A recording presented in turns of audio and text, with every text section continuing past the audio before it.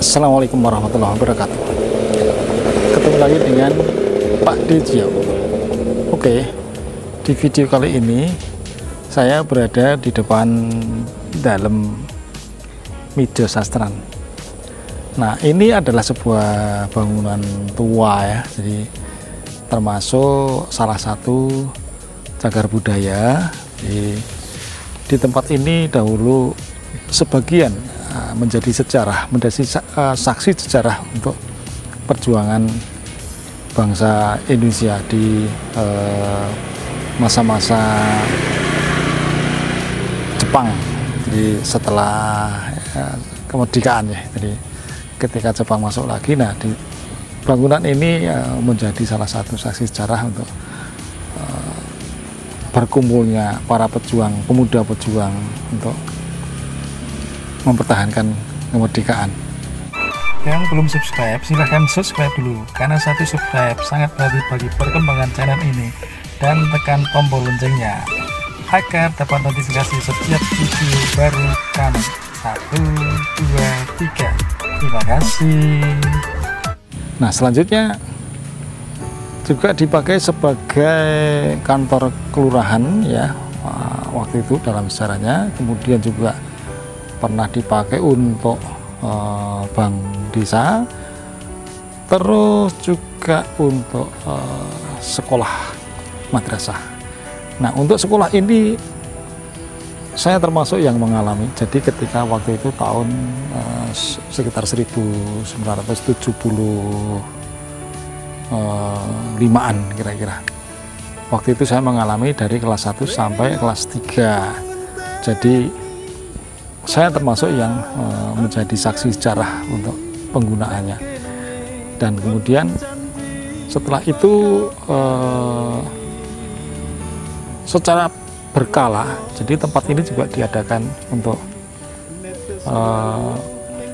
pengajian, kemudian juga setiap dalam setahun itu rata-rata sekali, minimal sekali atau bahkan 2 kali untuk pergelaran wayang kulit. Jadi saya masih ingat betul ketika saya masih SD, dan nah, tempat inilah tempat berkumpulnya atau aktivitas masyarakat di Pundong dan sekitarnya. Jadi kalau pas ada pergelaran wayang kulit ya tentu saja dari kampung-kampung yang lain pun untuk beramai-ramai menonton di pergelaran itu. Nah, kira-kira seperti apakah bangunan tersebut? Nah, kita ikuti keterangan berikut ini. Assalamualaikum warahmatullahi wabarakatuh.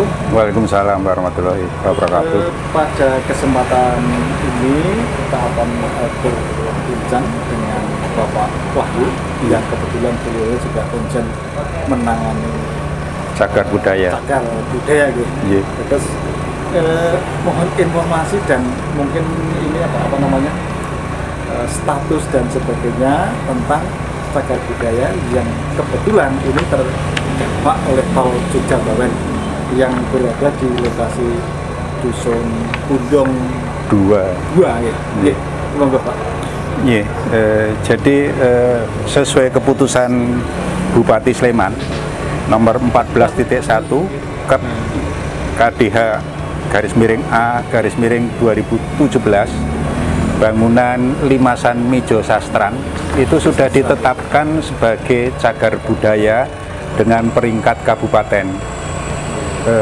Sebuah bangunan tidak akan ditetapkan sebagai cagar budaya apabila tidak mempunyai beberapa nilai-nilai penting bagi sejarah, ilmu pengetahuan, dan juga kebudayaan, sehingga sebuah bangunan ditetapkan sebagai cagar budaya tentunya merupakan sesuatu yang kemudian dilindungi keberadaannya oleh negara sesuai dengan Undang-Undang Nomor 11 Tahun 2010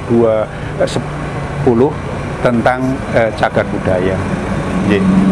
Jadi itu mengapa bangunan ini ditetapkan sebagai cagar budaya. Awalnya itu sudah mendapat penghargaan dari gubernur sebagai pelestari warisan budaya. Setelah mendapat penghargaan sebagai pelestari warisan budaya, kemudian diusulkan untuk ditetapkan sebagai cagar budaya. Jadi prinsipnya itu, sehingga kalau itu terkena tol, tentunya ada ketentuan-ketentuan bagaimana untuk menyelamatkan cagar budaya itu. Dan ini juga sudah diproses, perizinan untuk memindahkan sudah diselesaikan. Sekarang tinggal bagaimana memindahkan dan juga memberikan nilai atau penghargaan terhadap keberadaan cagar budaya tersebut. Jadi itu saya kira. Untuk rencana pemindahan Pak itu kira-kira sudah ada lokasi kah atau mungkin? Sudah ada lokasi karena sudah ada studi teknis, sehingga studi teknis itu sudah menentukan tempat. Kalau itu nanti pindah, ya penggantinya. Kalau itu nanti pindah harus studi teknis lagi, biayanya akan berubah lagi. Ya. Berarti nanti akan dibuat bangunan yang istilahnya replika dari bangunan tersebut. Bukan replika, tapi memindahkan keseluruhan itu ke yang baru. Meskipun nanti akhirnya juga ada perbaikan-perbaikan, ada penambahan-penambahan, tentunya itu akan dilakukan. Yeah. Mungkin material-material lama yang masih layak dipakai mungkin akan dipergunakan juga. Tetap dipakai. Material lama tetap dikembalikan kepada bangunan yang nanti akan dipindahkan itu. Dengan tentunya kalau mungkin termasuk ukuran segala tetap sesuai dengan lapangan, sesuai kondisi existing sekarang. Karena kebetulan waktu itu kan ketika saya masih SD itu ikut juga memanfaatkan bangunan tersebut. Jadi kami waktu itu kalau tidak salah itu sampai dengan kelas 3 di madrasah gitu. Saya lupa tahunnya, yang jelas itu sekitar sebelum tahun 80. Karena kemudian kita pindah di SD Negeri Terpati yang ada di sini, di sebelah selatan Kalimantan. Jadi tadi nilai-nilai sejarahnya itu memang penting gitu loh. Bagaimana bangunan itu dimanfaatkan. Sebelumnya waktu perang Clash kedua itu pernah dibakar oleh Belanda. Kemudian dibangun dengan bangunan itu. Gitu. Setelah itu digunakan untuk kantor kelurahan Pundong. Sebelum Tirto Adi itu kan ada beberapa kelurahan, kemudian digabung. Nah itu adalah kantor kelurahan Pundong, sehingga tentunya mempunyai nilai sejarah bagi pemerintahan Kabupaten Sleman. Selain itu, setelah itu Pak, sebagai kantor kelurahan pernah digunakan untuk apa ya, bank desa atau apa itu ya, seperti itu. Dan kemudian juga sering digunakan oleh masyarakat kalau ada kegiatan-kegiatan kesenian dan sebagainya. Abdul, nah untuk kesenian ini saya menambah juga. Jadi saya masih ingat ketika masih kecil dulu itu dalam 1 tahun itu paling tidak 2 kali dalam setahun itu wayangan. Nah, saya masih ingat pengajian terus kegiatan masyarakat juga terpusat di situ, di halaman maupun di dalam bangunan tersebut. Memang pemanfaatannya secara pemanfaatannya memang betul-betul tidak bisa kita pungkiri. Oleh karena itulah kami berharap bahwa itu dipindahkan ya, sehingga nanti keberadaannya ya tetap walaupun sudah tidak di tempat semula, tapi masih ada tempat semula yang akan dipertahankan, yaitu sumurnya. Ada sumur. Ada sumur itu akan dipertahankan keberadaannya nanti ketika sudah yang lainnya dibongkar, sumur itu tetap akan difungsikan sebagai sumur. Apakah itu juga terdampak atau mungkin di luar ya? Sumur kebetulan tidak. Jadi yang kena itu sebagian dalam dan pendopo. Oh gitu. Ya. Untuk sumur nggak? Memang nggak. Untuk sumur tidak. Iya. Jadi ada yang dipertahankan karena kalau itu nanti akan menjadi situs atau tempat di mana keberadaan cagar budaya.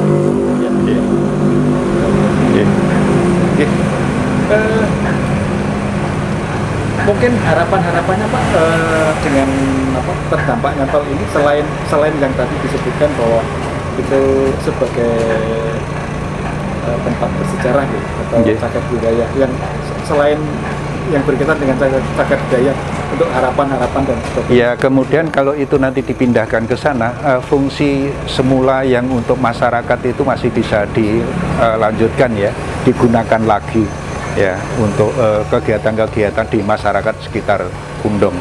Saya kira itu kemudian juga tentunya yang harus dipikirkan bahwa karena ini mempunyai nilai sejarah, ya tentunya ganti rugi atau ganti untungnya berbeda dengan yang tidak mempunyai nilai sejarah ya.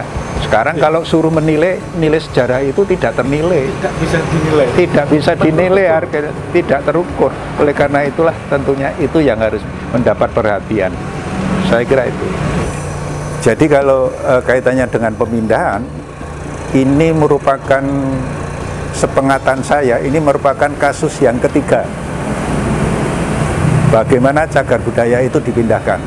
Yang pertama adalah Gapuro di Gedong Kuning itu juga dipindahkan karena terkena pelebaran jalan. Kemudian yang kedua adalah Gapuro yang ada di Wonocatur karena kena jalan lingkar itu juga dipindahkan. Sehingga kalau ini nanti terjadi, ini adalah kasus yang ketiga di Yogyakarta itu memindahkan cagar budaya ke tempat yang lain sehingga tetap bisa dilestarikan keberadaannya sampai kapanpun. Saya kira itu gambarnya. Nilai sejarah dan pemanfaatannya itu masih tetap bisa diteruskan. Dan juga tentunya ini juga merupakan mempunyai nilai secara arsitektural, yaitu bangunan tradisional Jawa. Iya, Limasan. Oke, terima kasih Pak Wahyu atas keterangan. Assalamualaikum warahmatullahi wabarakatuh. Waalaikumsalam warahmatullahi wabarakatuh. Selamat sore Bapak Anton. Selamat sore. Boleh tahu Bapak tinggal di mana? Saya di sekitar rumah budaya ini, tepatnya di depan ini. Karena saya kecilnya juga di sini. Berarti pernah mengalami atau mempergunakan cagar budaya ini, mungkin sebagai apa dulu atau pas masa-masa apa? Sewaktu kecil saya pernah sekolah ini dulu, tapi saya namanya lupa, madrasah Ibtidaiyah atau apa itu. Saya pernah sekolah di sini 1,5 tahun. Dari kelas 1 sekitar tahun 74 kalau nggak salah, tapi saya memang lupa. Tapi yang banyak saya kenang tempat ini adalah tempat saya untuk bermain. Ini lapangan yang luas. Terus di sini ada dulu itu fasilitas gamelan Jawa. Terus kita teman sepermainan itu nabuh gamelan sebisanya, kadang seperti jadilan, bendrong dan sebisanya, walaupun salah-salah mungkin. Untuk kegiatan budaya mungkin bisa diceritakan? Saya seingat saya waktu kecil di sini sering istilahnya nanggap wayang kulit, pedilan, wayang kulit, terus wayang wong. Baru tahu saya ada wayang wong pertama di sini. Ketoprak itu sangat sering sekali, bahkan kobro itu pernah di halaman budaya ini. Pada saat saya masih kecil itu. Berarti intinya untuk kenangan itu sangat banyak dan ini ya apa ya, berkesan. Iya, sangat banyak dan sangat berkesan, dan bahkan saya mungkin menyayangkan tempat ini mau kena proyek jalan tol ini. Sangat banyak. Tapi kan karena ya apapun kan mungkin perlu berkorban ya, jadi terpaksa harus kena juga. Iya. Saya kira cukup. Terima kasih. Sama-sama. Oke, demikianlah kupas tuntas tentang cagar budaya di dalam Midjoss Sastran. yang berlokasi di Pundong 2, Tirtoati, Kapanewon, Melati, Kabupaten Sleman, Yogyakarta. Memang banyak pemanfaatan yang sudah digunakan ya pada waktu dulu. Jadi terlepas dari apapun, pembangunan memang memerlukan biaya besar, termasuk juga mungkin dengan pemindahan cagar budaya ini. Tentu dari proyek ataupun pemerintah sudah mempersiapkan tentang hal tersebut sematang-matangnya. Oke, demikian yang bisa kami sampaikan. Terima kasih sudah menonton. Salam sehat dan jangan lupa bahagia. Wassalamualaikum warahmatullahi wabarakatuh.